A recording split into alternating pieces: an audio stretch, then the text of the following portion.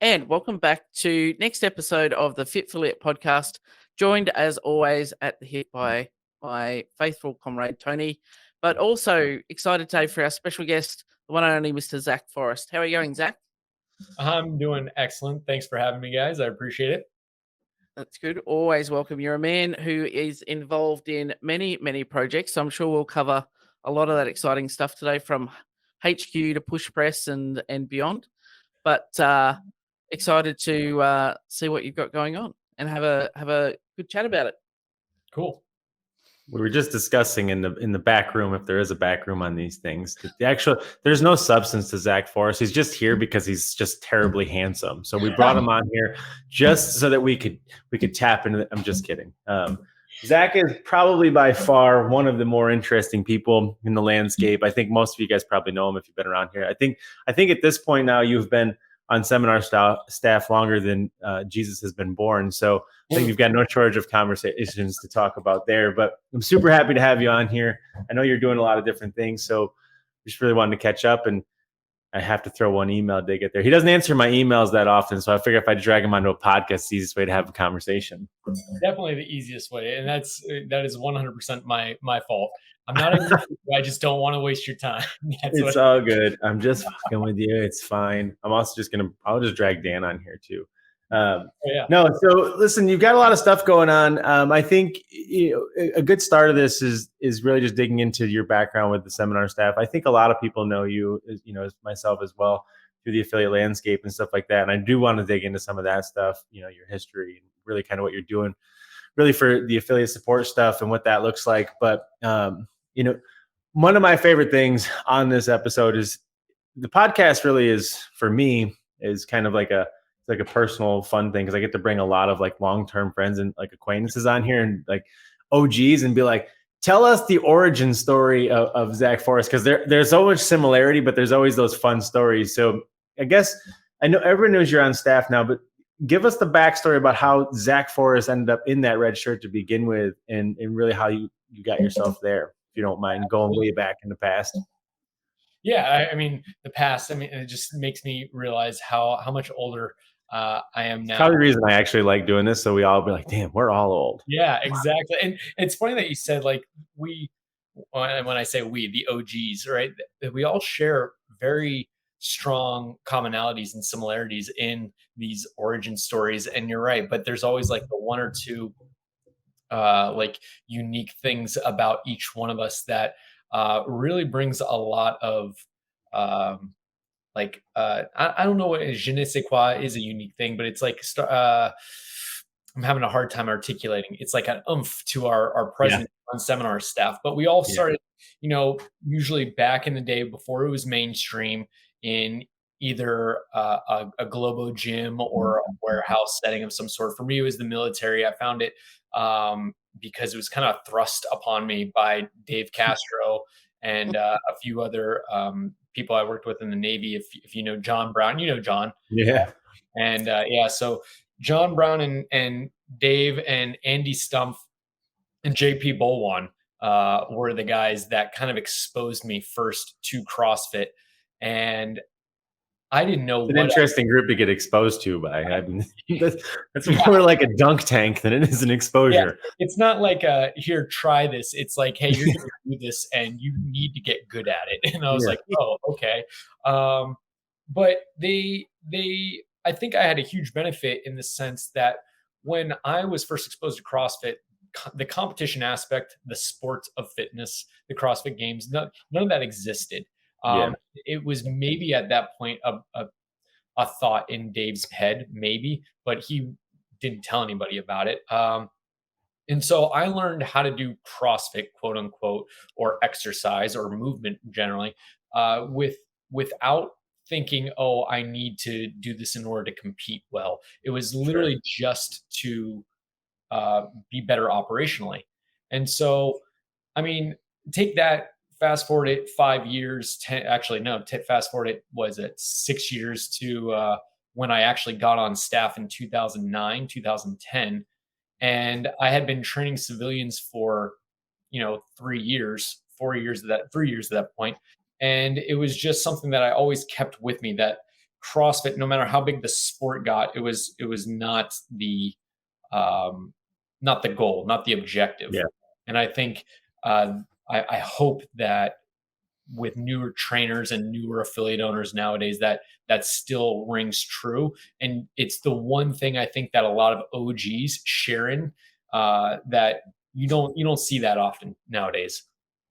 Yeah, no, for sure. Yeah, there's a bit of a, to your point of like that oomph that comes to the story, like this, like that essence that we all sort of, maybe it's part of like our past exposure experience, but something definitely unique drives us to, do the second workout, right? It's the first workout that we're all universally like, nope, never again. And so there's something universally individual with all of us that makes us do that second workout. And then at that point, you're all kind of hooked. Yeah. And now that I think about it, my first exposure to CrossFit without knowing that it was CrossFit was Chelsea. It was on the minute. It was on the beach though. And in between rounds, we had to run into the ocean, dunk ourselves, and then come back for pull-ups. Yeah. And I just remember thinking, holy cow, this is so much different than any other PT session we've done at that point. Yeah. And they didn't call it CrossFit. I didn't know the brand wasn't a thing for us. And then when I took my level 1, and it was Greg, Nicole, and Dave on a 3-day course, and they put names and words and definitions to these things, it started to paint a better picture of like, yeah, this is how people should train generally. This makes sense. Yeah. And as I'm going through my first Fran, I'm like having this moment in my head, like, have I been working out the wrong way for my entire life? Like, that's like what I'm thinking in the middle of a workout, trying to kip my way above a pull-up bar, which is at that point was just me flailing because I didn't know what I was doing. Most people midway through their first Fran are thinking, am I working out incorrectly now? Have I made a bad life choice?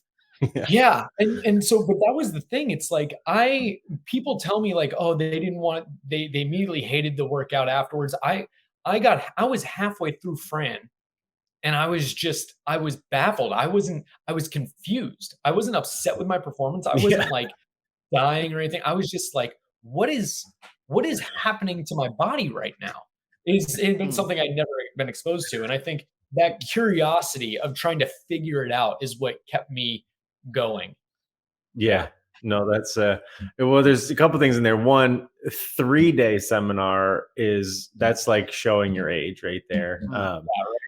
Most people don't even realize that was a thing. Like that's like a humble OG brag when you're like, my level 1 was 3 days. People are like, was he drunk on the first day? Nope. Yeah. I could have been actually.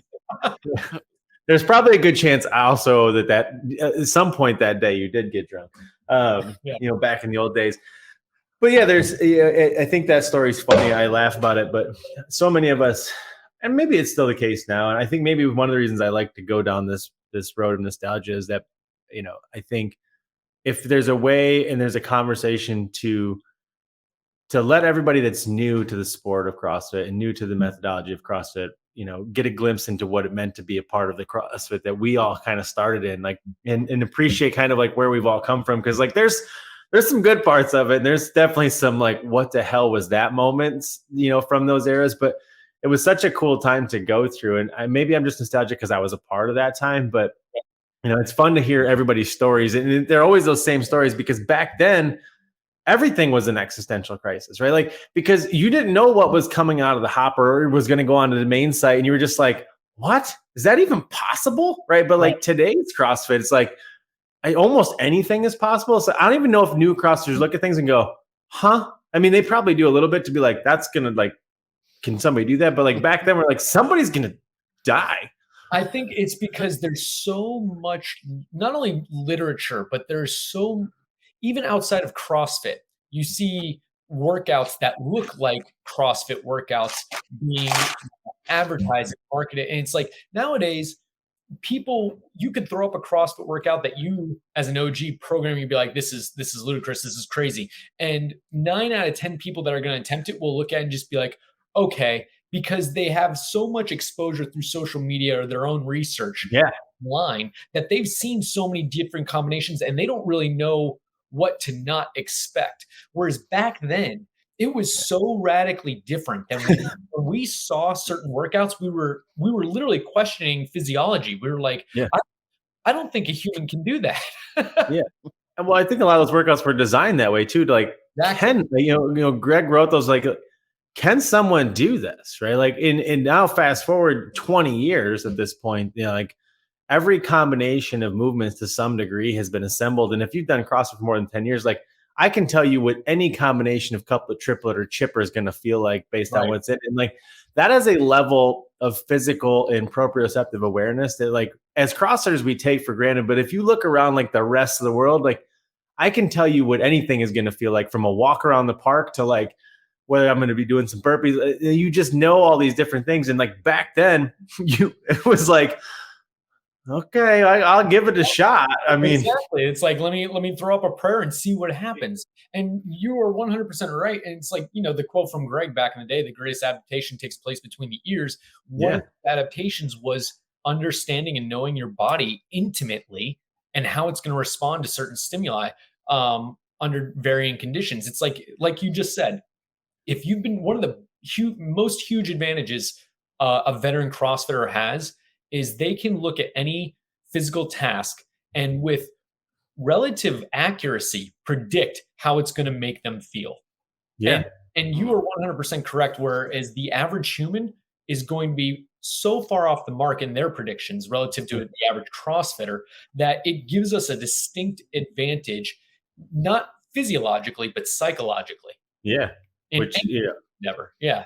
It plays out substantially. And back then, it's always funny. I always feel like I'm the old grandpa who's like, back in my day, we walked uphill both ways. But there's just there's no way to show it except for to tell it, right? So that's why it's so fun for me to bring all of my old friends back on here so we could do this. But like many of those workouts was like, I want to be the first one to finish it type of thing, right? Like, and there was an era of that, or like you were excited to see the next QuickTime video that was going to get uploaded that you had to download into your computer. QuickTime. Yeah, right. To be like, I want to watch, Amundsen finish this workout as the first person to have finished it, right? And then you're like, holy wow. Like, I think we get a glimpse of that with the games. Yeah, putting up like 15 overhead squats at body weight. Remember, it was like the gold standard. Yeah. There was some amazing breakthroughs back then, and it's still pretty incredible to see what athletes are capable now, but nobody is setting new precedents. They're just smashing old ones on levels never before seen. For sure. Yeah. And I guess, I think you get a glimpse of it with the games. And I think that is some of the allure to it for us as CrossFitters. You watch it, but that does it a massive disservice to even, try to relegate it to the games, right? Because back then it was a forum, and it the weirdest forum that ever existed on the internet, because it wasn't a forum of trolls and shit talking, right? It was a forum of combined interest and knowledge, and it was a place unlike anything I'd ever seen, where it's like all these coaches wanted to share their knowledge. They didn't want to tear people down. I was like, it was a strange place to exist in an internet that ultimately evolved into being this just terrible place of just shit talking. Like back then it was like a very wild place. Yeah. And I said this to a few people on staff recently. I think back in the day, we looked at ourselves as pioneers of the methodology. We looked at ourselves as somewhat as scientists, in the sense that we were most concerned with finding what was efficacious, with what worked. And nowadays, people seem to be most concerned with performance and what they can do rather than what we can figure out. And for some time now, I feel like we've gotten away from learning more about what we can do better, rather than let's just do what we already know how to do, heavier, faster, and more harder. Yeah, harder. Exactly. I feel like we've lost our scientific curiosity. Yeah, as a community, and it's unfortunate. But I hope I see some of it coming back, and I hope more of it comes back in future years. Yeah, I think the trends certainly suggest that it is coming back around. And for everybody that's listening to this in terms of value, one of the reasons that we also do this is that there's nuggets of value as it applies to your affiliate and the product that you're engaged in when you go back to those origin stories and realize to this point, right? Like what drove this whole crazy tribe of humans forward was that, if you go back 20 years, what was radically different about CrossFit was the open source methodology. That was the thing that made us all feel like we were contributing, not necessarily just taking part in or, being exposed to. And like, to your point, maybe we felt a little bit more like the lab rats than we did the scientists sometimes, but at the same time, like we were happy to be that lab rat, to be like, what Absolutely. is an average human like me capable of in this grander experiment that is taking place, all over at that point, really just kind of the country. But like, I was one of the rogue people. I guess I can't use the word rogue in this conversation because it has nothing to do with the equipment company yet. But I was like one of the rogue people in New York who was doing this thing that these crazy Californians were doing, right? I had to drive 4 hours to New York City and meet up in Central Park, and use some kettlebells that were chained and locked to a tree because that was the closest thing to an affiliate back then, right? Like we were all part of this crazy experiment that was like, let's see what we can all do. And there's value in that to the affiliates, because if you get back to the fact that like this whole thing is about efficacy, it's about experiments, it's about variables, and it's about introduction, but it's most importantly about quantification and objectification of this subjective sort of notion of fitness. And one of the easiest ways to see that is just introduce anybody who exercises regularly to something as simple as CrossFit. And you still to this day see it, right? To the point of like us understanding work capacity at a psychological level. A CrossFitter is a CrossFitter. They can pick out the physical demands of any combination of movements, whereas you take anybody from the rest of the fitness world and they can't. Or you put them in there and they're like, I got this. Within 3 rounds, they're throwing up, right? And it's not necessarily about like we're better or worse. It's just that is the difference of the experiment and the quality and the value of what ends up happening. Absolutely. Yep. I agree. That would be interesting to see, to run an actual experiment where you took non-CrossFitters who were exercise enthusiasts, like bodybuilders, for instance, but it could be anybody, people that just weren't CrossFit and weren't used to this style of training. And you took 20 of them, and over the course of 2 months, you just had them do 20 different workouts that were couplets and triplets or single modality movements or workouts, all movements that they were familiar with and that they could express intensity. And you'd ask them to predict the outcome of the workout that they were about to do. And then see how far off the mark they were every time, and see as the workouts progressed if they got more accurate. Yeah. With exposure. Right. That would actually be fascinating, and it wouldn't be that difficult to do. And I feel like in a lot of ways, when Rogue, the real Rogue, Matt Black Rogue, decided to take their place at the Arnold, I think that was a huge eye-opening experience. You saw that blend of people where it was like, if you ever had the chance to go to it, it is probably the greatest spectacle of muscle on the planet. It literally smells like Anavar and D-ball when you walk in there. If those things have a smell. Yeah, if those things have a smell. But if I had a smell, I think it's what it smells like. You're talking about the Arnold? Yeah, it smells like cool water cologne, I think, mostly. But it smells like acrid rubber and cool water cologne. That's what I think Anavar smells like. If I had a smell. But yeah, the Arnold in Columbus, I think, is fascinating. So way back when I think Rogue did the first exhibition there, and they set up that crazy rig, and I ended up pseudo competing at that thing. But I remember walking in, and it was so fascinating to see the disparity in body types, right? Like you had all these identifiably, offensively fit people, clearly taking up space. And then you had this, what was really at the time, this emerging body type, this emerging CrossFit Soma type that was coming out. And you started to see it and you were like, this is weird. Like there's a huge polarization. So you have in one side of the room, these people who look like they could do a lot of work, and they can absolutely do a lot of their own individual type of work. And then you have these other people who are doing a lot of work, but not necessarily. And it was a very fascinating thing to see it. But in that same sort of, when you step back, you was like, wow, this is a fascinating experiment in terms of fitness. But that was kind of like the first introduction of like, what happens when somebody pays attention to the other side of the room? Yeah. Yeah. And the thing is that there are physical differences in the training, but there's also a drastic cultural difference. Yeah. And that cultural difference, I think, is starting to be bridged. I think social media can help and hurt in this instance, But going back to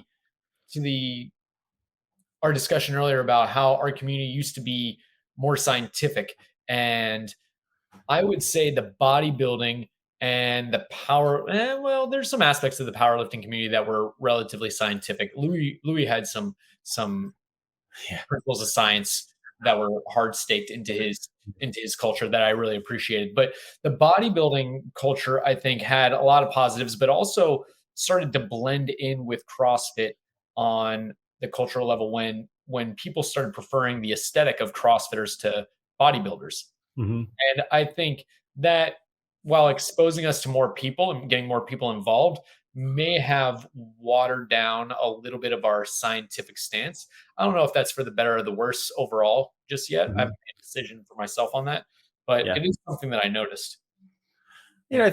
I think a juxtaposition, really, because that's what it is, ends up, in the long run, in the long game, helping things out, right? Because I think, and we've talked about this with a couple of other people on the podcast too, like the coming of age story, which is CrossFit, like the genres that we all move through, and like we were all born in the what the fuck is this genre, which is like nobody knew anything, and then like we grew up in the genre of like, let me tell you about this thing called CrossFit, and like it was very different, and then the bulk of that middle part, which was let me tell you why we're different. It's just where I think a lot of people existed. I think let everybody kind of figure out what they felt like was their own version of CrossFit, right? And we all kind of got to dabble in and explore and test waters of different things, functional bodybuilding, you name it, all these spin-offs that came out of it. And I think we're on the tail end of something now. Maybe I'm wrong, but I think we're on the tail end of something now where everybody who started with us back in the beginning has gotten to this point where it's doing less fitness, but doing more with fitness. It's like everybody all of a sudden became aware of fitness in 100 words, which is regularly learn and play new sports. And like, maybe it's like all our midlife crisis, but I think the whole community is becoming aware that like, with all this fitness, I can do a lot more things. And I think that's drawing everyone back to the science. Other than just exercise. Correct. I don't need for the sake of exercise in order to use my fitness. I can use it for other things. Yeah, exactly. It's kind of boring in here, just doing burpees for the sake of doing burpees for the 17th interval today. I have to go to the affiliate later, and I have to do thrusters, burpees, and echo bike. It's like, that is the most, come on, why would I want to do that? Because it gives me fitness to do other things. Right. That's the only reason I would do that. Exactly. Yeah. And I think that that's what's drawing it back. Because again, there's nothing wrong with the function. If the thing that's driving you forward is the aesthetic of it and you want to look like, CrossFit plus in terms of body image, like, that, that's your thing, right? Go, Bob's your uncle. I get it, but like, when we get back to the core of it, that methodology, the science, which is like, work capacity, is it improving it or is it not? Like, you can look at all those things and be like, take it for what it's worth. You're still display model only, right? Like, and you're investing in that. Yeah. And you can be DMO or you can be go. And I think at the end of the day, when you bring all that DMO outdoors and you put on a mountain bike or you ski with it, you're like, can't really use this stuff anyways. And I think that drags us back to it. Like, we just had Spiel on here, we're talking about this exact thing. That's probably why it's a big part of this conversation. But I think it's coming back, and I'm glad that it is. Speaking of Spiel, we just signed him up as a partner at. Yeah, I saw that. He's going to be putting. I saw that yesterday. Yeah, we're stoked because I had this conversation with him about being able to train in the gym and then utilize that fitness outside. And I think he has he's a phenomenal spokesperson for that initiative. Correct. His entire stance on it, I agree with wholeheartedly, and I think he's a tremendous human being, and I would love to promote him in any way and his program in any way possible.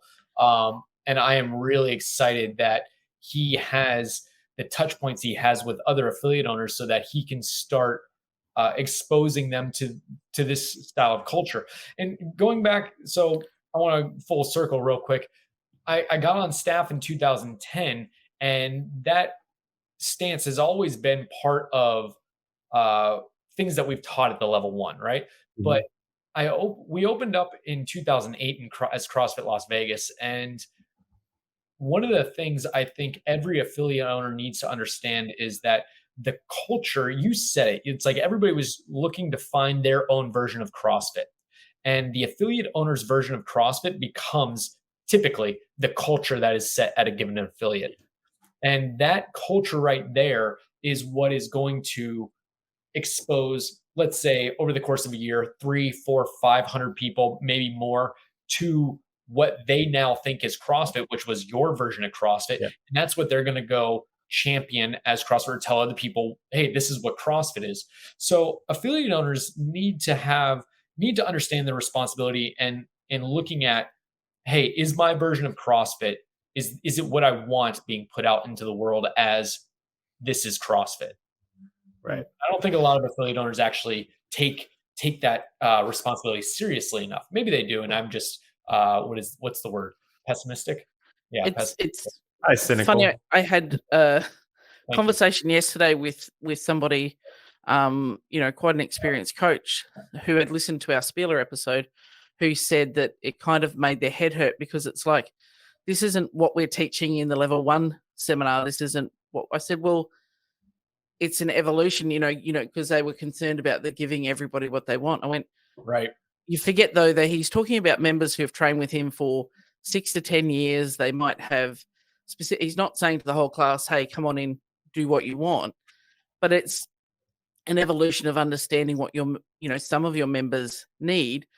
And I said, and remember that CrossFit was this group of people that were trained by Greg Glassman, who went and then opened their own affiliate and go, it's like a big giant Chinese whisper. It's like, okay, this is what I heard the version is. And then, well, I'm going to make it my own a little bit.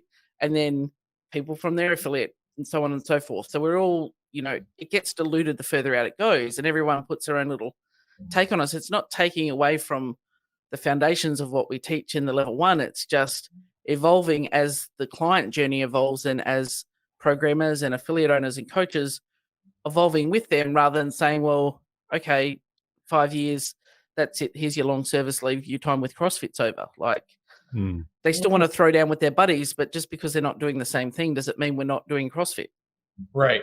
You want to know what my theory is on that? My theory is, because you said the further out it goes, the more it gets diluted. My theory, and people could liken that to the game of telephone, where it's like you start with one message and then further the line, it gets a little bit more messed up the further it goes down the line. But my theory is, as soon as a coach goes into business and they realize they're not as good at business as they are at coaching, they start to negotiate with themselves. They start to negotiate with themselves on their principles of training methodology and what they know is maybe best for people in order to stay in business.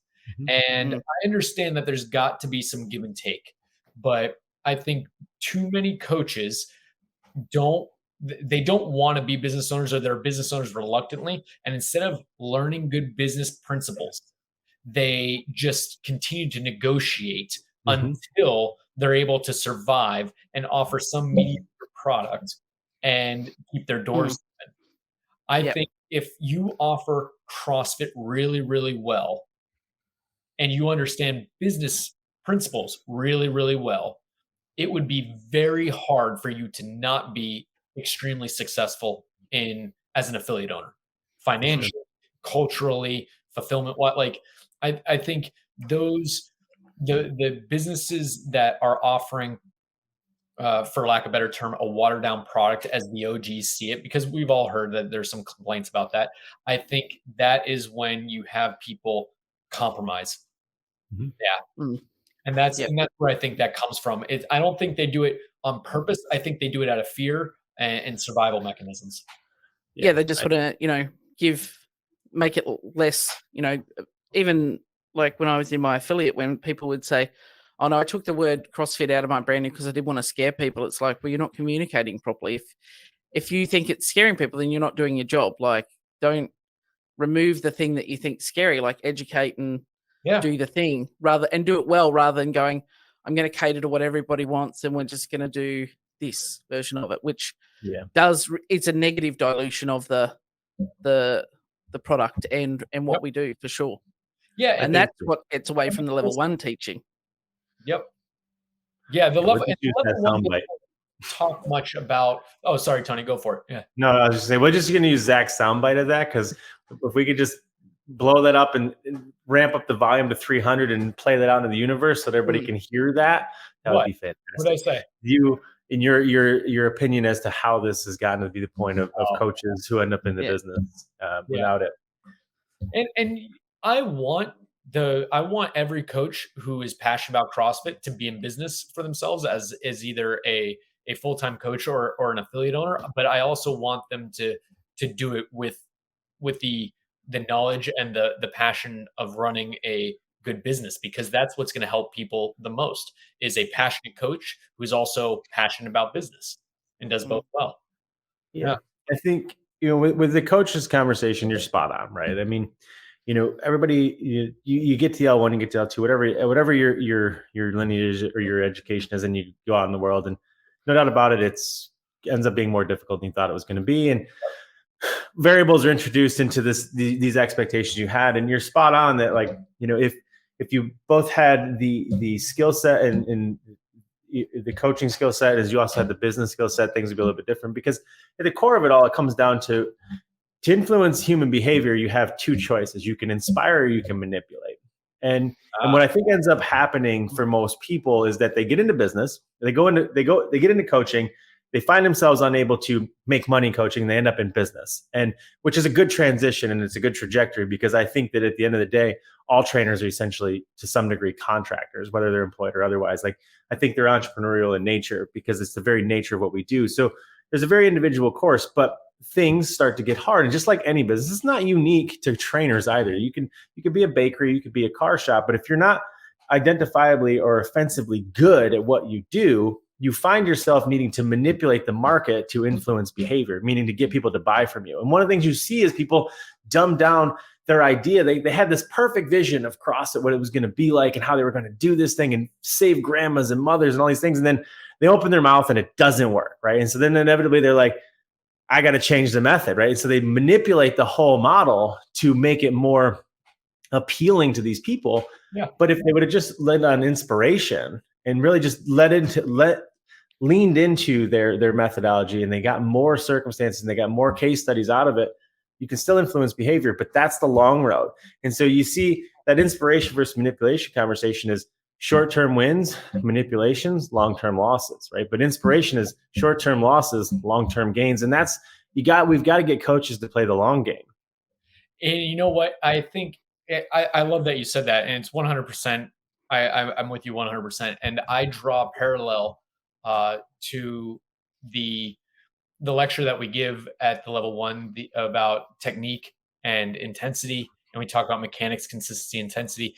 And to me, the universal tension is the phrase that we use in the level 1. There's a universal tension between having good technique and being able to express high intensity, go fast, right? Yeah. People are like, do you want me to have good form, or do you want me to move as fast as I possibly can? And indubitably the answer is both. I want you to do both. And you know what? In order to move as fast as you possibly can, you will need to have good technique. And I see the same thing with coaching principles and business skill set. If you want one, you're going to need the other. If you want to coach to the best of your ability, you actually need to have good business principles, because it's going to it's going to allow you to coach more and to coach the way that you want to coach. And in order to have a successful business for the long term, you're going to need to be a outstanding and a good coach. It's like I think people underestimate what it takes to be a good coach. They get halfway through the process, they realize, holy cow, this is way more difficult than I thought. I might not have what it takes. Let me figure out a way to not continue working on coaching, but jerry-rig the business so that I can still be financially successful. And that's the negotiation. That's the compromise that comes up. And you're exactly right in the sense that it's like, we want the long term. People want financial success in their business overnight. And if anything that is gained overnight can be lost overnight, right? And your best bet is to set yourself up to be the best possible coach that you can be with sound business principles. Yeah. And I think we're all on the same page. Yeah. The absence of why, what's become wise, right? That is the central sort of foundational rift in the whole thing. And that, I think, as you start to evolve as a coach, there's no shortage of science. There's no shortage of distractions, right? We live in the information age.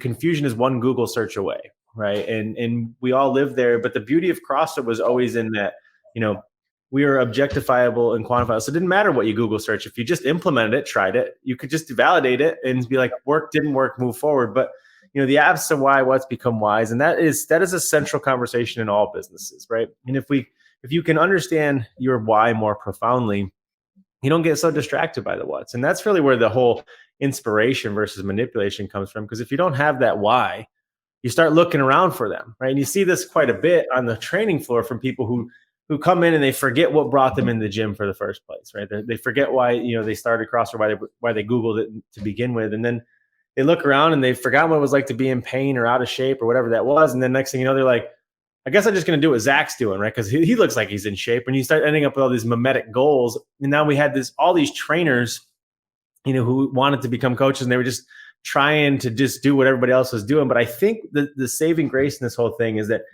CrossFit did play the long game, right? We're 20 years into this now. And what I think we start to see is the early adopters, people like us, who were 20 years ago, stuck it out. We made it through it. The noise in the middle started to, it's still there, I think, but those of us that came around, we played the long game. And there's so many case studies that come out of those long-term coaches now that people are starting to be like, oh, long-term play, not short-term wins. And that's the beauty of it. I think CrossFit could be summed up in that conversation, which is, it can seem very distractingly like a short-term win because it is very quick. It is very effective. It is a potent dose. It is. But it is a long-term game, despite the fact that it is short-term pain. It's long-term gain. Yeah, that's interesting to talk about because people see so much progress so quickly. Yeah. And then there is that lull for the average CrossFitter, it seems. And this is purely anecdotal. I don't have any data points to back this up, but that depending on where they start, but let's say the average person, they start CrossFit and they hit tremendous progress really inside 6 to 8 months. Yeah. Right. Especially if they've also started looking at their nutrition and they sleep well. And then that 1 year to like 3 year mark that period is kind of like, unless they have a solid coach who's able to change rotations on scaling and modifications and really ensure that they're continuing to make progress, there's that drop off that typically happens. And I wonder if coaches experience the same thing on the floor. Like inside a year, they're super passionate. They can feel their progress developing professionally. And then after a year of running classes, they're just like showing up to the gym and they're like, same old, same old. I'll just put these people through the motions and they'll love it. They'll think they'll have a great workout and they'll go on, they'll carry on their merry way. Where's counting burpees today? Yep. Exactly. Where's the progression for people? Yeah. Like where's their progression professionally? Where's the athlete's progression internally, like psychologically? Where's the business owner's progression? I mean, the business owner's always looking at revenue typically, or membership growth or something like that. Yeah, it's very short term. CrossFit as an ecosystem. Even I've said this a couple times. I've heard other people starting to say it now, and I'm not sure if I heard from someone else, but CrossFit as a total package, even when performed poorly, is still highly effective in the short term. Yeah, dare I say the most effective. Oh, absolutely. At getting fitness, absolutely. Yeah. You can do CrossFit half-assed for 6 months as an average person and see insane results and think you were doing everything really, really well. And then 2 years down the line, be paying for it a lot. Yeah. I mean, yeah, that's 100% right. I would challenge pretty much anybody listening to find anybody that's a beginner and put them one person through CrossFit done poorly and one person through we can name any other modality. And I can almost guarantee with a relative degree of certainty that CrossFitter is going to not only be much better off, but substantially better off in the short term. Right. And, and maybe it is that to some degree in that like CrossFit does have such a high level of efficacy and potency in the very beginning. But, to your point about it being anecdotal, it's for sure not anecdotal, right?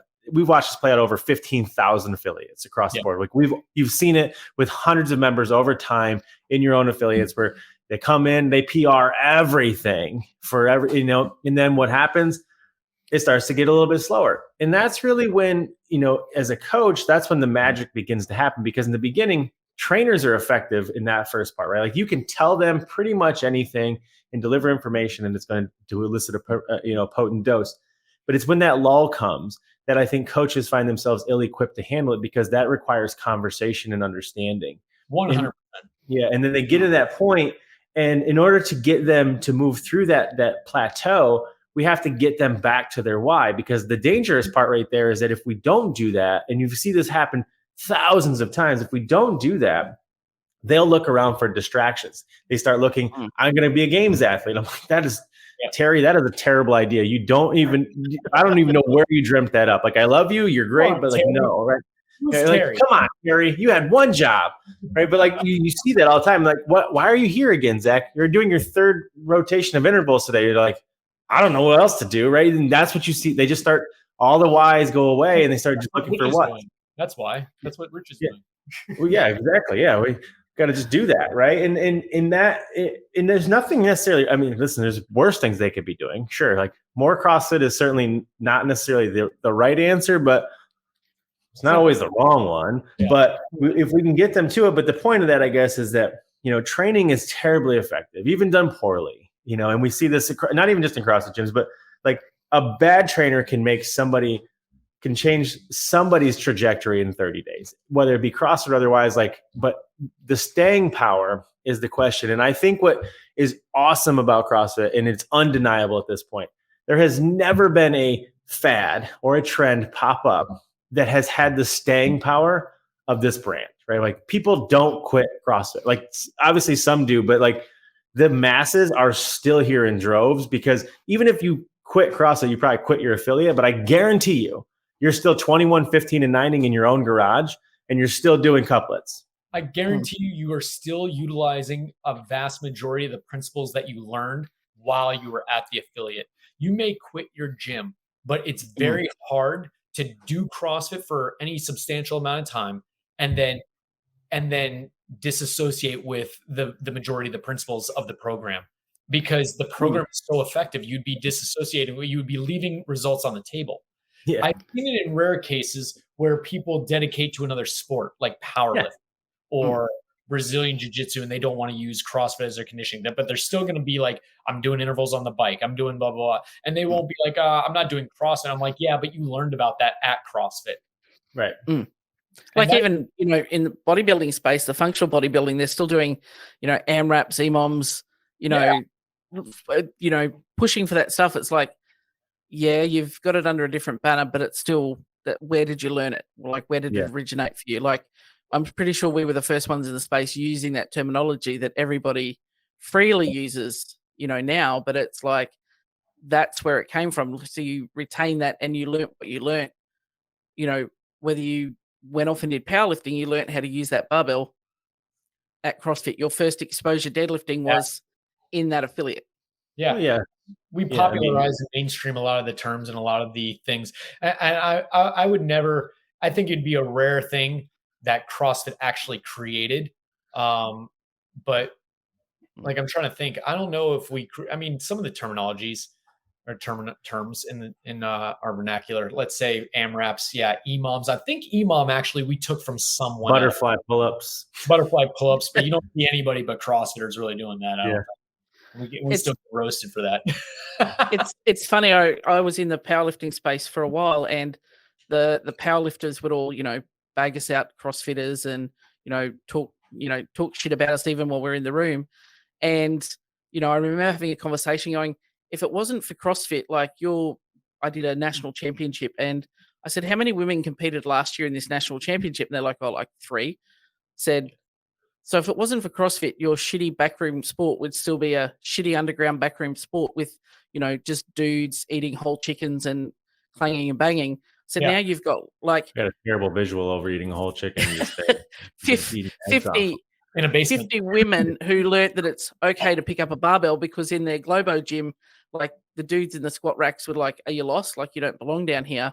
Whereas now they're like, it's cool to have a barbell. It's empowering. And women entering strongman competitions. Like, Mhm. again, they've been hugely popular. Like, every man and their dog's running one, and they're getting large numbers, particularly of female participants, because they came to CrossFit, learned that it was okay and amazing fun to lift heavy things and not a bad thing, and someone encouraged them, not discouraged them, so that helped those sports grow. Yeah, So, I think there's you're a lot spot there. on with that, right? I mean, I think all of there is a lot of fringe sports that have certainly benefited from, even like a lot of track and field sports that were on the decline. Even gymnastics as a whole, which in America was a dying sport, but now is slowly beginning to turn itself around. But I don't even necessarily think it. I think inside that conversation is, for every affiliate owner that's listening and anybody who's in affiliate, is the most important thing to remind you. And this is probably important for you, Zach, because you're on kind of both sides of this. But like, the thing that you uniquely have at your advantage, and what we're really talking about here, is that theoretical hierarchy of development. Right? Because, it's not so much that people wouldn't have become weightlifters unless they had seen it in CrossFit or otherwise.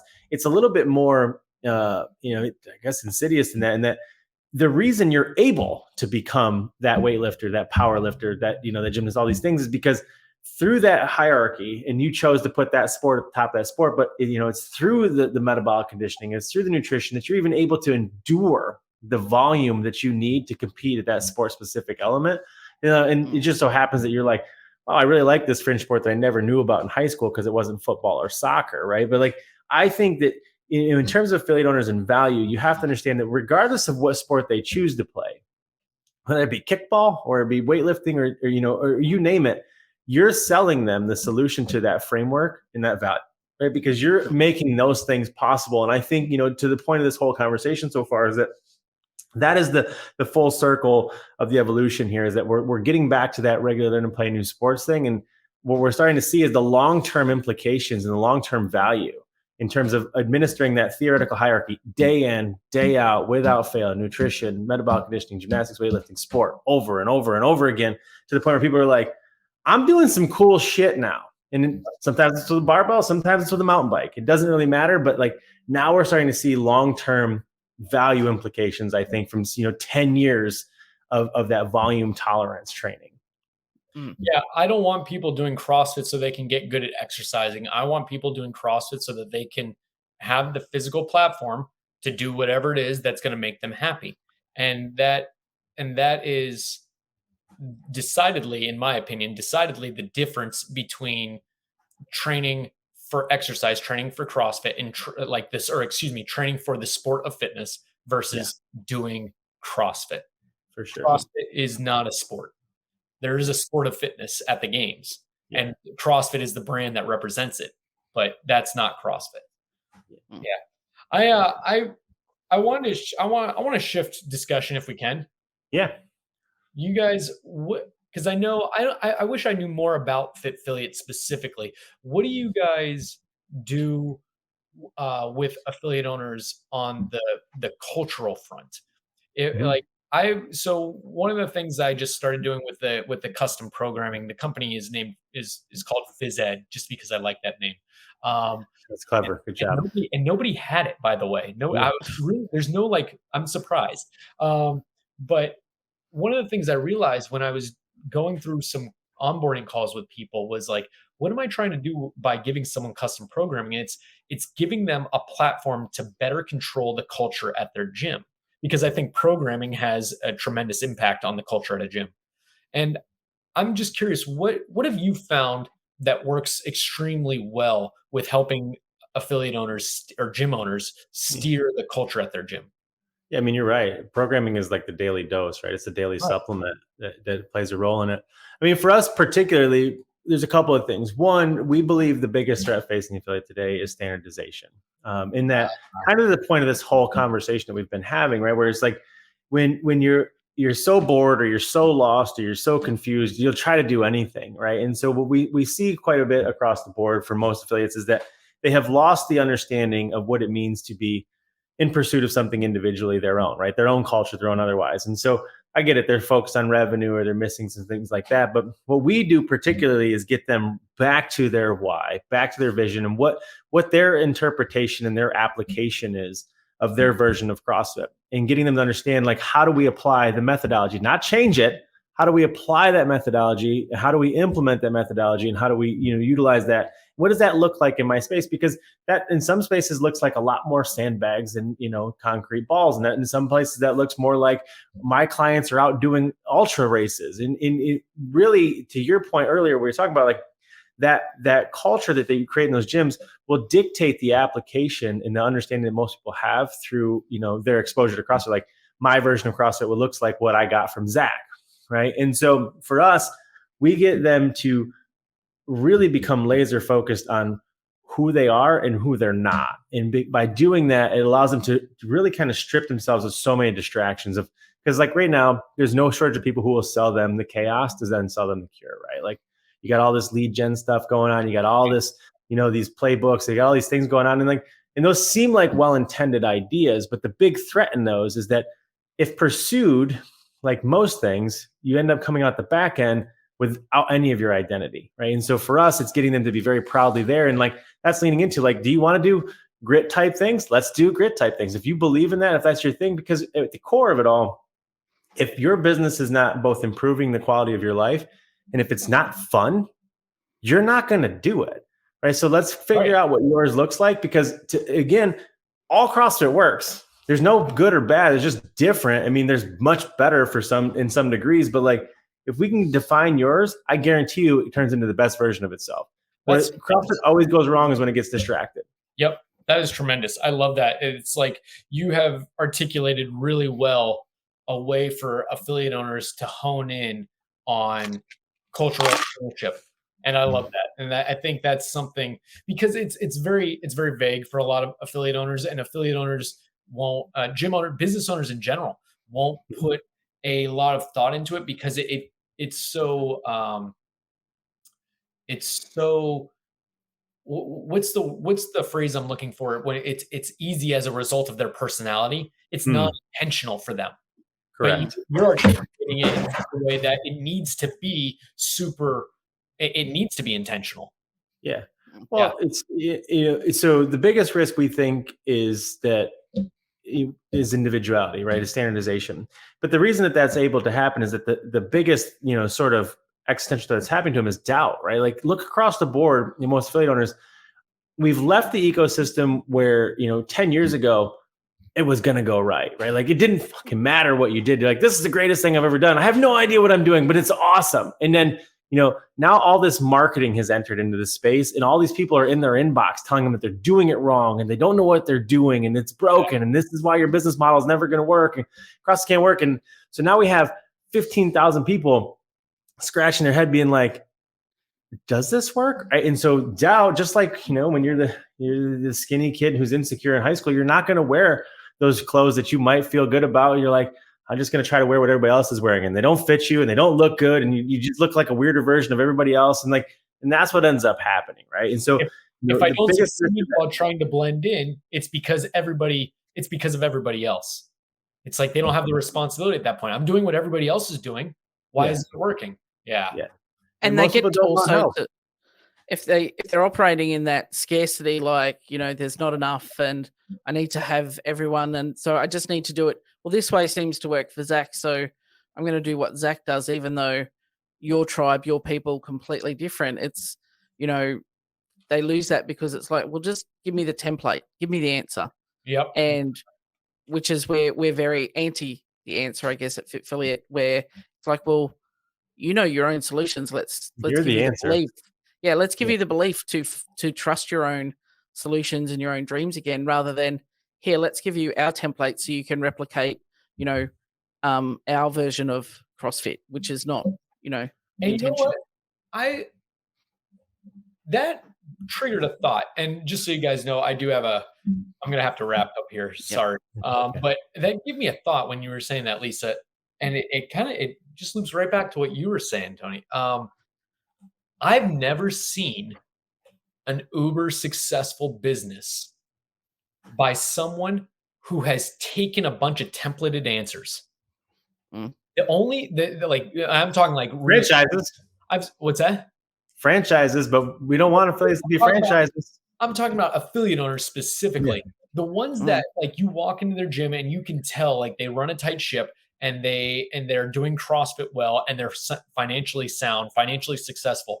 They after talking to business owners, what I've noticed most is that they are open to discovering all these templated answers, but they look at all these solutions and they're like, it's like the Bruce Lee philosophy, Jeet Kune Do. I'm going to take what works, I'm going to change it so it's mine, and I'm going to implement my best version of it here.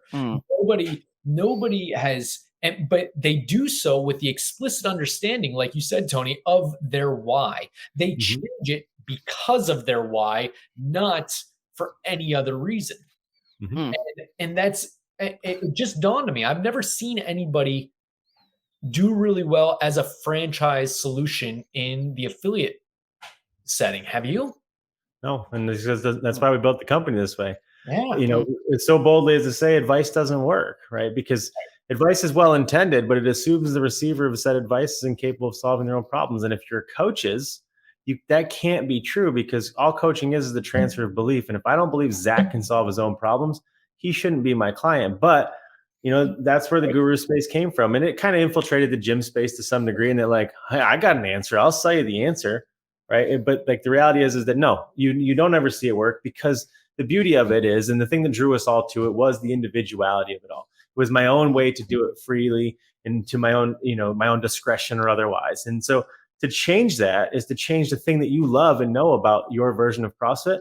It's not going to work, right? Like you can walk into the identifiably great affiliates and they don't look like the other one, right? You can't go into one and be like, wow, this looks just like Roots, right? Exactly. Like, you know, Nicole is very clear on what her why is, and anything that doesn't fit into that, she discards, right? And so, and there's parts of it and there's nuggets and this. So to your answer, no, I don't. And that's why, you know, we built it this way on purpose, because it was mostly just about, let's help you explore that fun version of yourself. And like, you know, I think most of them get it when they do get it, but the other ones are like, I get what you're saying. And I guess the last piece of this is that, unfortunately, for most people who are in trouble, and this is not just business owners or affiliate owners, but like people in trouble, they don't actually want help as much as they say they do. And one thing that I've been meditating on a lot lately is the difference between getting help and asking for help. And we don't need to talk about that now, because that'll take up this whole podcast. But most people who seek help so that they can abdicate responsibility, not take responsibility.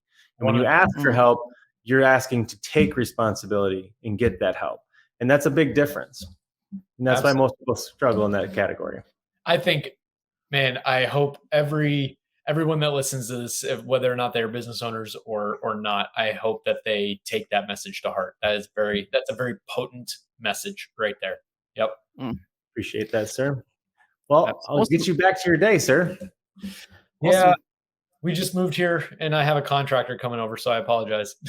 No worries. I get it. We'll definitely get you back on, Zach, and have another chat. Where do you want them to follow you? Where can we get more? Where can they get more Zach exposure? Because you definitely.